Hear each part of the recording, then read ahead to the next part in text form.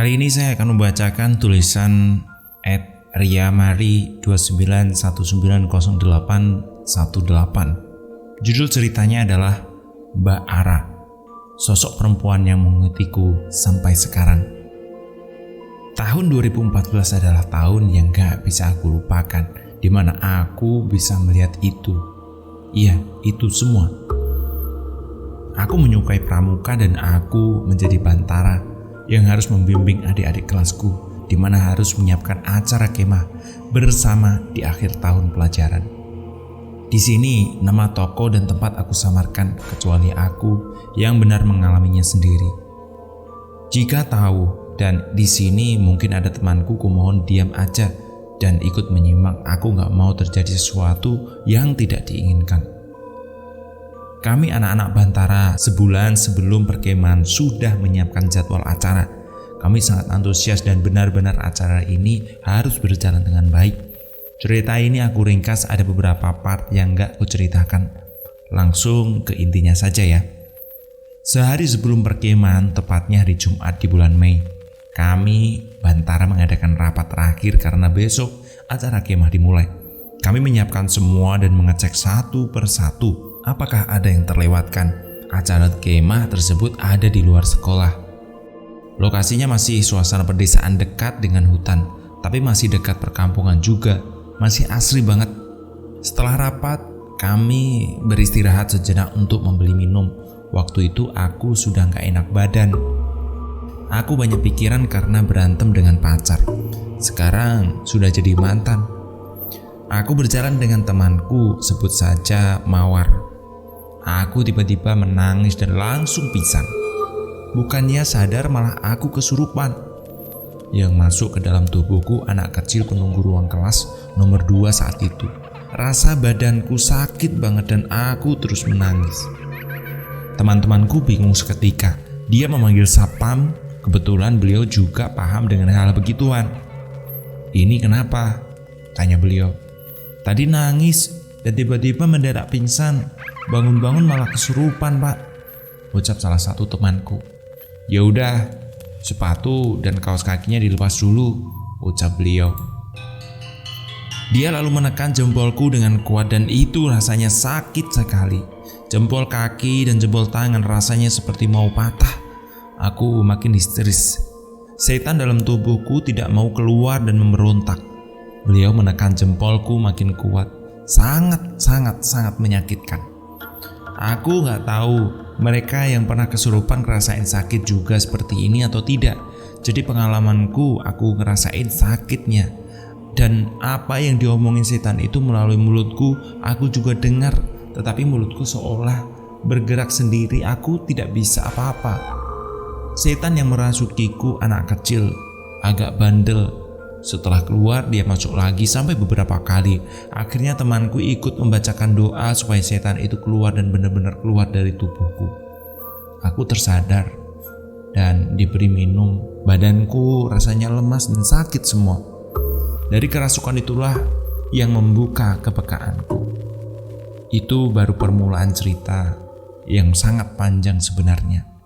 Sehari sebelum perkemahan, kami para Bantara diwajibkan menginap di sekolah untuk mempersiapkan secara matang acara kemah untuk adik kelas. 2 orang lainnya wajib tidur di tempat kemah. Mereka mendapat sedikit gangguan katanya. Mereka tidur di aula. Di dalam aula tersebut ada sebuah gong. Ketika tengah malam mereka dikejutkan dengan suara gong tersebut. Padahal mereka hanya berdua saja saat itu. Untung saja hanya gangguan bunyi-bunyi saja. Kami yang menginap di sekolah tidak dapat gangguan apapun dan kami tertidur nyenyak. Subuh, kami bangun untuk mandi secara bergantian. Kami seperti ingin tempur. Adik kelas kami jumlah ratusan. Dan kami Bantara gak cukup 15 orang saja saat itu. Mereka ini rata-rata memang anak indigo dan tahu hal-hal gaib. Kalau kami kumpul pasti yang dibahas mistis-mistis gitu. Jam 7 adik-adik kelas 1 sudah berkumpul di lapangan. Aku sebagai Bantara sering dimaki sama adik kelas. Hal yang biasa terjadi. Mau gimana lagi, sudah tanggung jawab kami mendidik adik kelas. Kami menunggu truk untuk datang. Dalam satu kelas mendapatkan satu truk. Kami semua naik, butuh perjalanan sekitar 1 jam untuk sampai di perkemahan itu. Setelah sampai, adik kelas kami arahkan ke lapangan utama. Baru kemudian menuju area pendirian tenda. Mereka harus memasang tenda sendiri. Dalam satu tenda diisi 8-10 orang.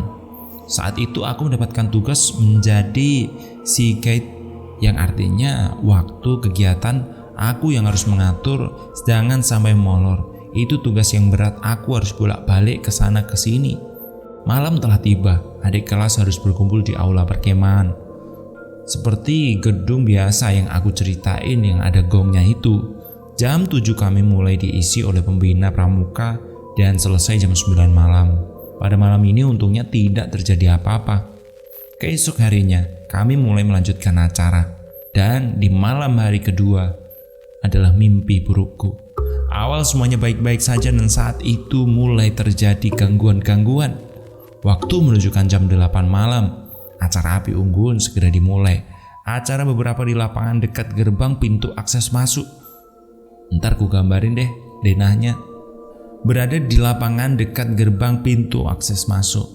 Waktu proses penyalaan api unggun, api yang diobor mati terus sampai beberapa kali dan baru bisa nyala untuk api unggun. Pada saat itu temanku yang mendapatkan jatah dokumentasi yang mengambil foto. Keesok harinya dia lihat foto-foto yang diambil. Ternyata pada saat penyalaan api unggun terdapat sosok putih melayang di atas obor tersebut. Kami menduga bahwa sosok itulah yang membuat padam api obor. Dan kami juga nggak kalah terkejut dengan foto yang lain. Api unggun besar berwarna merah orange berwajah pocong separuh badan. Benar-benar mengerikan. Teror ini akan segera dimulai setelah acara selesai. Tepatnya jam 10, adik-adik kami suruh istirahat dan tidur karena besok siang mereka harus pulang. Kami yang bantara seharusnya panitia tidak diperbolehkan tidur. Sudah menjadi kewajiban kami untuk mengikuti rapat dengan pembina dan para alumni. Kelebihan dan kekurangan acara kita bahas bersama-sama. Itu yang membuat kakak kelas dan alumni marah dengan kita, terutama aku yang sebagai sea guide bertanggung jawab atas acara ini. Aku dipojokkan dan benar-benar disalahkan karena acara bisa banyak waktu yang molor. Dan inilah dan itulah, padahal teman-temanku banyak. Kenapa cuma aku yang disalahkan? Ini yang membuatku kecewa dan sedih. Malam semakin larut, pikiranku bertambah kacau. Mereka masih mengomeliku, aku hanya bisa menunduk. Tiba-tiba aku menangis sedih, dan seketika badanku terasa dingin sekali, benar-benar dingin. Aku menangis seseguknya, hawa sekitarku bertambah dingin. Di sekitar itulah aku lengah, apalagi 2 hari lalu aku kesurupan. Itu membuat celah dalam diriku terbuka lebar untuk para jin. Seketika itu aku kesurupan lagi dan lagi. Posisi itu aku setengah sadar, aku menangis sejadi-jadinya. Aku teriak-teriak gak jelas. Kejadian itu sekitar jam 11 malam. Ketika jin itu dikeluarkan, jin lain bergantian masuk. Entah kenapa jin yang masuk merasukiku yang pertama adalah pocong. Pocong ini menunggu pohon besar yang dekat ke arah kamar mandi. Pohon ini diikat kain hitam putih.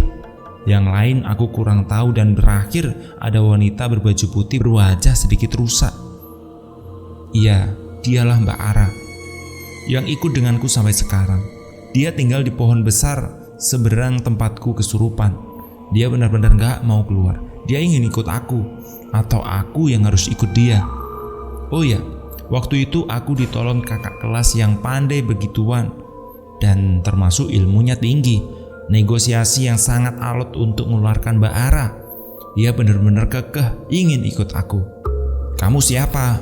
Cepat keluar sebelum aku bakar kamu, ucap Firman. Enggak, aku ingin ikut anak ini, kata Mbak Ara. Apa alasanmu ikut ia? Dia baik, hawanya juga enak. Aku ingin menjaga dia, aku ingin ikut dia. Kalau enggak, dia harus ikut aku, kata Ara. Enak aja kamu, gak boleh, cepat keluar. Firman lalu membacakan doa, entah doa apa yang jelas membuat Mbak Ara keluar dari tubuhku. Seketika aku sadar badanku rasa lemas luar biasa. Suaraku serak karena teriak-teriak hampir 1 jam. Mataku sebab karena saat kesurupan menangis terus. Setelah itu aku disuruh tidur di tempat para guru beristirahat seperti penginapan gitu. Baru beberapa langkah berjalan aku jatuh pingsan lagi. Teman-temanku langsung mengangkatku menggunakan tandu. Kata teman-temanku awalnya enteng, tapi ketika membawaku di atas tandu, baru setengah perjalanan saja tiba-tiba dia merasa sangat berat. Dan teman-temanku melihat pocong mengintip dengan muka hitam di pohon yang dililiti kain hitam putih yang sebelumnya aku ceritakan. Pocong ini yang juga merasukiku tadi.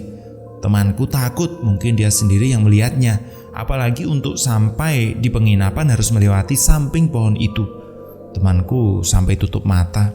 Sampai penginapan aku langsung tertidur pulas. Esok harinya mataku sangat sayu dan sembab. Sampai diejek adik-adik kelas, "Kakak kurang tidur, Kak." Oh iya, saat kesurupan, suara teriakan dan suara tangisku terdengar sampai penginapan. Padahal jaraknya sangat jauh. Mungkin para adikku juga mendengar teriakan saya itu. Tempat berkemah kami memang menyimpan banyak misteri yang gak bisa kuceritakan lebih detail. Yang pertama, pada malam hari ada aturan yang harus ditaati. Gak boleh menyalakan lampu senter di dalam tenda. Pemilik tempat itu melarang seperti itu, entah maksudnya apa. Yang kedua, pohon yang dililiti batik hitam putih itu masih menyimpan tanda-tanda besar. Dan yang ketiga, waktu itu kami menyewa mobil pickup untuk mengangkut barang-barang dari panitia menuju ke tempat perkemahan. Si sopir cerita bahwa dia sampai sana sore menjelang maghrib. Dia melihat seperti buto hijau berbadan besar dan pendek di bawah pohon itu.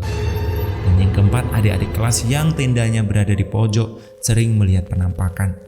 Dan yang kelima, daging yang hilang dicuri anjing. Ketika anjing itu dikejar dan yang mengejar itu kakinya langsung pincang. Treat selanjutnya nanti kita fokus sama asal muasal dari Mbak Ara ya. Terima kasih untuk @riamari 29190818 atas ceritanya.